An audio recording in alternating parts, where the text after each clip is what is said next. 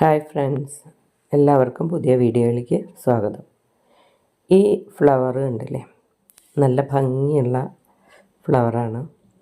അതിൻ്റെ ഈ അറ്റത്ത് 2 മുട്ടൊക്കെ പ്രാണികൾ കടിച്ചു തിന്നു മുട്ടാവുമ്പോൾ തന്നെ. ബാക്കിയുള്ളത് വിരിഞ്ഞതാണ്.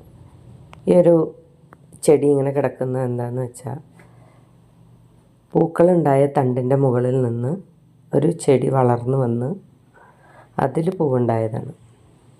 അപ്പോൾ അത് ഇത്രയും വലുതായപ്പോൾ അത് തനിയെ താഴോട്ട് വീണ് കിടക്കുകയാണ്. അപ്പം അതിനെ പറിച്ചെടുത്തു.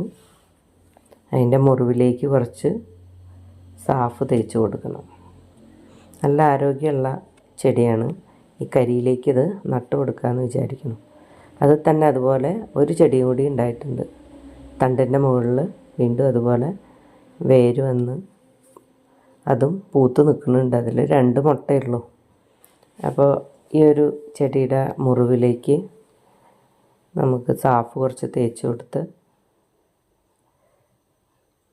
ഇതുപോലെ കരിയിലേക്ക് നട്ടു കൊടുക്കാം. മുഴുവൻ കരിയാണ് ഉപയോഗിക്കുന്നത്. അതുകൂടെ അതൊന്നും അറിയാതിരിക്കാൻ ഒരു ഇഷ്ടികയുടെ പീസ് വെച്ച് കൊടുത്തിട്ടുണ്ട്. ഇനി ഇത് നമുക്ക് ഈ സ്റ്റാൻഡിലേക്ക് വെച്ച് കൊടുക്കാം. നല്ല ഭംഗിയായിട്ടിരിക്കുന്നുണ്ട്. പൂക്കൾ കാണുമ്പോൾ തന്നെ നല്ല ഭംഗിയാണ്. ഈ ഒരു സ്റ്റാൻഡിൽ ഞാൻ ഫുള്ളായിട്ട് ഡെൻഡ്രോബിയം ഓർക്കിഡുകളാണ് വെച്ചിരിക്കുന്നത്. നിറയെ പൂത്ത് നിൽക്കുന്നുണ്ടായിരുന്നു. കുറേയൊക്കെ കൊഴിഞ്ഞു പോയി. ഒക്കെ 2-3 പൂക്കൾ മാത്രമായിട്ട് ബാക്കിയിരിക്കുകയാണ്.